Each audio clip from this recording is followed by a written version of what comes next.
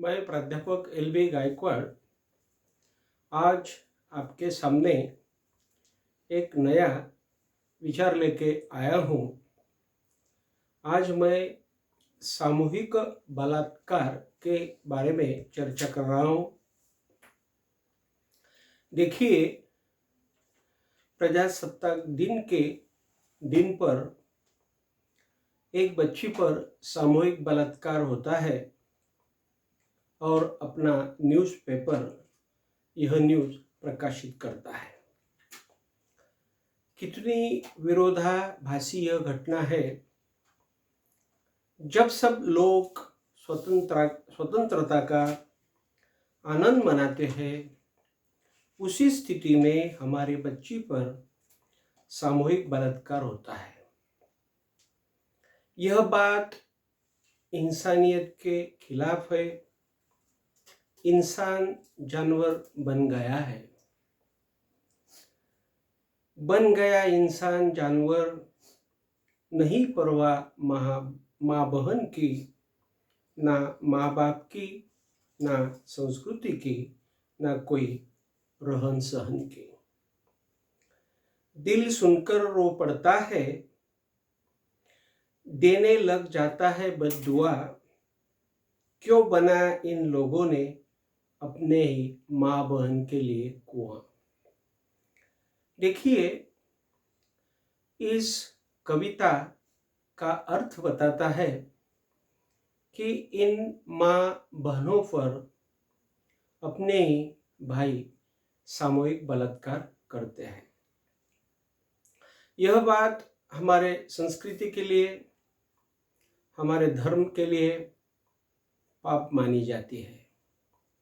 यह बड़ा अधर्म का काम हमारे भारत में चल रहा है, हमारे विश्व में चल रहा है। यह सामूहिक बलात्कार क्या होता है? इस सामूहिक बलात्कार कोई इंटरमेंट होती है क्या? यह सामूहिक बलात्कार सही होता है क्या? अपनी माँ बहन की इतनी विडंबना करना कोई अच्छी बात होती है क्या? बहुत से प्रश्न इस सामूहिक बलात्कार से निकल आते हैं। आपकी आत्मा, यानी मैं, सुनने वाले जो भी हमारे मित्र हैं या भाई बहन है, उनको मैं बोल रहा हूँ कि आपकी आत्मा इस बात को पढ़ के कहेगी कि यह सामूहिक बलात्कार सही नहीं है, नहीं है, नहीं है। क्यों कहे कि बलात्कार जो होता है, सामूहिक बलात्कार जो होता है, यह बलात्कार क्यों सही नहीं है? तो इसका विवरण, इसका स्पष्टीकरण हम देते हैं कि हर स्त्री अपनी माँ बहन होती है। स्त्री ईश्वर ने बनाई। ईश्वर ने ही बताया कि हर स्त्री अपनी माँ बहन है। इस माँ बहन का हमने सम्मान करना चाहिए। सम्मान करने के बजाय अपने माँ बहन को इस हादसे से गुजरना पड़ता है तो दिल कांप उठता है। देखिए, अपने माँ बहन को इस हादसे से जब गुजरना पड़ता है तब दिल रो पड़ता है, दिल कांप उठता है और आक्रोश के साथ कहता है, क्यों नहीं मैं मर गया, क्यों नहीं मैं मर गया, यह हादसा मुझ पर आ गया। देखिए, जब यह बात हमारे नज़दीकी में होती है, हमारे घर में होती है, या यही बात यदि बिल्कुल ही हमारे नज़दीक के माँ बहन पर हो जाए तो दिल आक्रोश करने लगता है और कहता है, क्यों नहीं मैं मर गया, यह हादसा मुझ पर आ गया, क्या है मेरी जिंदगानी, जो बनी मेरे बहन की यह कहानी। तो इस कविता के जो भी विचार है, तो इन विचारों में ऐसा बताया गया है कि यह हादसा होता है, जो पुरुष होते हैं, जो लोग होते हैं, जो बच्चे होते हैं, उन्हें संस्कृति का कोई ध्यान नहीं रहता, संस्कार उन्हें अच्छी तरह का विचार करने नहीं देते, और कोई संस्कार उन पर रखता ही नहीं है, उनके सामने कोई संस्कार रखा ही नहीं जाता, इसीलिए वह लोग ऐसे करते हैं। और जब हमारा मन बोलता है, दिल बोलता है कि क्या है मेरी जिंदगानी, जो बनी है मेरे बहन की यह कहानी। देखिए, यह स्थिति विश्व में रही तो सारा समाज खत्म हो जाएगा। बहुत ही एक गंभीर समस्या यह सामने आई हुई है। अपने माँ बहन की जो स्थिति है, यह स्थिति बहुत ही सीरियस है, बहुत ही गंभीर है। और यही स्थिति पर मैं इस विचार के द्वारा एक बात बताना चाहता हूँ, एक प्रकाश डालना चाहता हूँ कि यह कब तक चलेगा।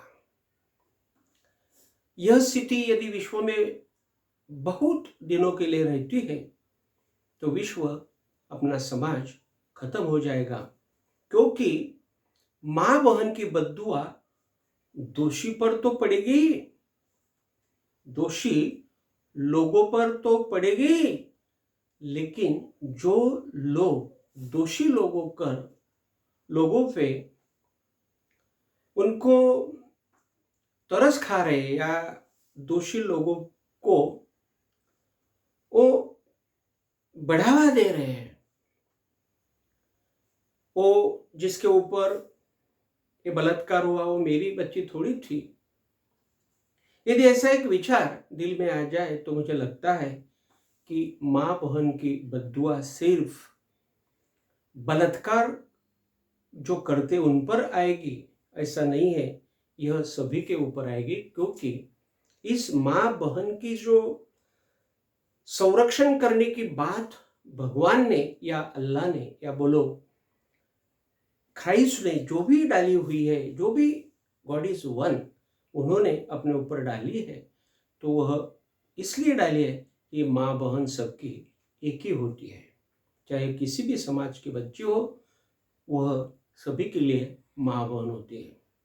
हाँ, शादी के बाद वो पत्नी बन जाती है, पत्नी बनने के बाद भी उसे संरक्षण मिलना चाहिए, वो सिर्फ पति की ही पत्नी होती है, बाकी उसकी जो संस्कृति होती है वो पति के सिवाय नहीं होती। यह बात हमारे शास्त्रों में, धर्म शास्त्रों में भी लिखी हुई है।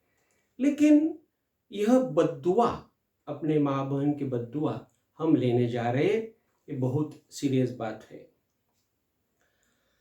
और दोषी का जो वंश है, ये वंश धीरे धीरे खत्म हो जाएगा। देखिए, जो भी लोग यह बात को बढ़ा रहे हैं या बढ़ावा दे रहे हैं, या इस बात को जो भी लोग बहुत ही इंटरटेनमेंट के साथ ले रहे हैं, इन लोगों का यानी दोषी लोगों का वंश धीरे धीरे इस पृथ्वी पर से हट जाएगा, वो सब खत्म हो जाएंगे, क्योंकि अपनी मां बहन की बद्दुआ बहुत लगती है।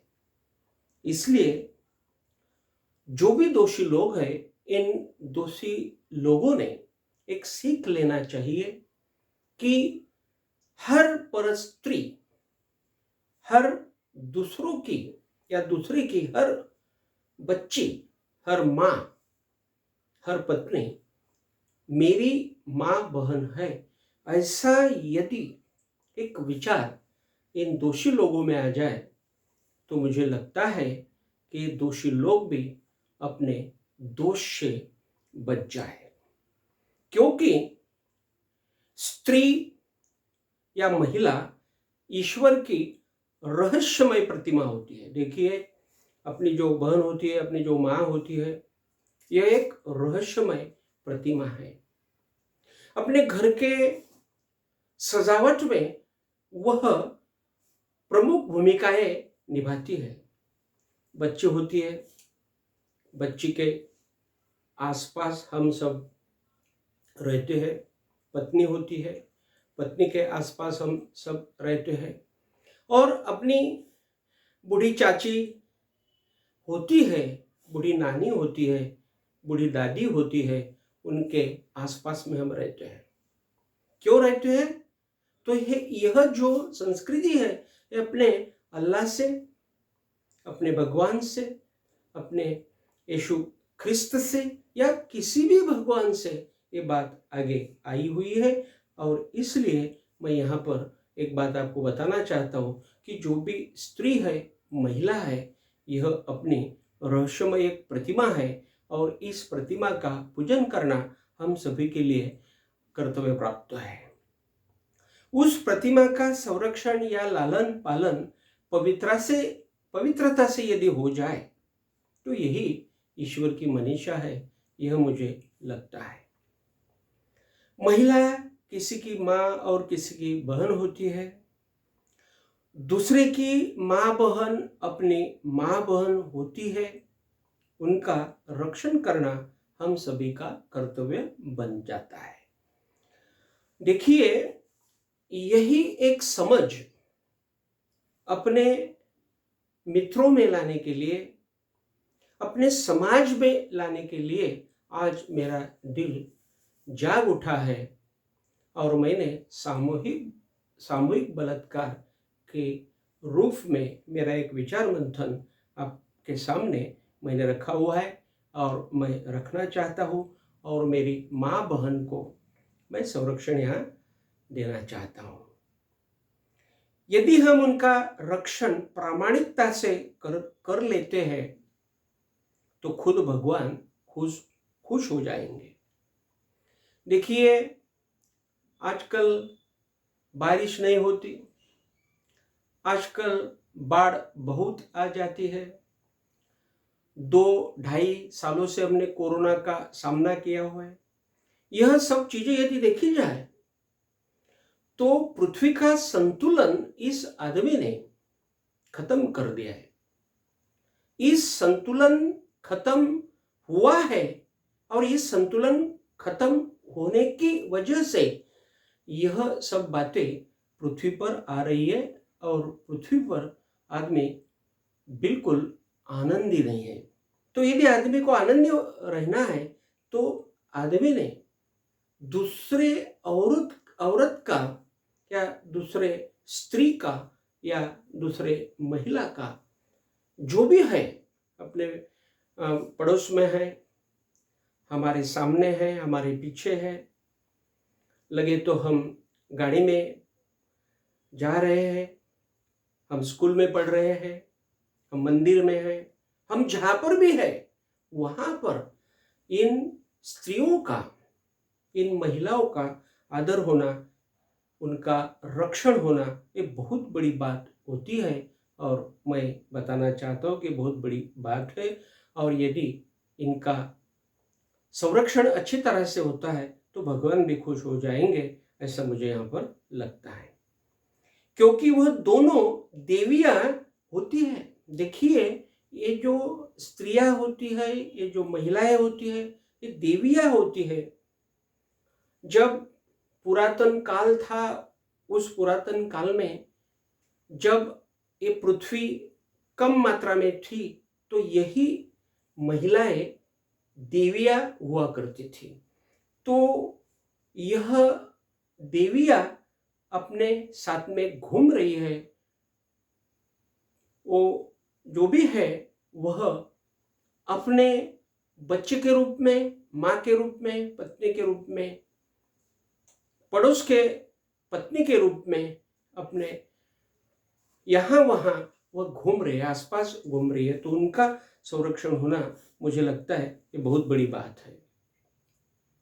इसलिए हर संत और शास्त्र ने स्त्री की महिमा अनन्य स्वरूप की बताई हुई है। देखिए, यदि आप इस पर गौर करेंगे, इस पर विचार करेंगे, इस पर यदि आप मंथन करना चाहते हो, तो आप शास्त्र जो भी है उस शास्त्र में आप जा सकते हैं, शास्त्र का आप वाचन कर सकते हैं, उसको पढ़ सकते हैं, और उसी पढ़ने के बाद आपके ध्यान में आएगा कि हर संत ने इस महिला का, इस माँ का बहुत ही अच्छी तरह से वर्णन किया हुआ है और उनको अपनी देवियाँ बताया हुआ है।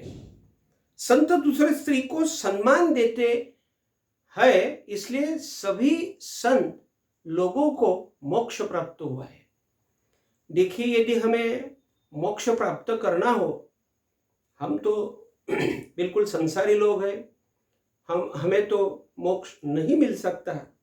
फिर भी संतों की यदि हम बात करते हैं तो संतों को मोक्ष मिली है, और यह जो मोक्ष उनको मिली है या मिला है, यह मोक्ष उनको स्त्री का सम्मान करने से ही मिला है। इसलिए स्त्री का सम्मान होना मुझे लगता है बड़ी बात है।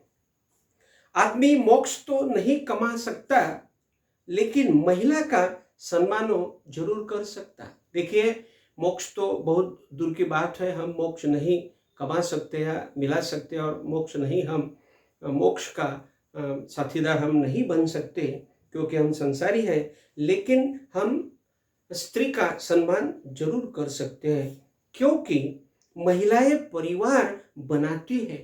देखिए, महिलाएं परिवार बनाती है, और परिवार घर बनाता है, घर समाज बनाता है, और समाज देश बनाता है। देश को बचाना हो तो स्त्री को बचाना बिल्कुल ही आवश्यक है। इसी एक विचार के साथ मैं यहाँ आपकी विदा लेता हूँ।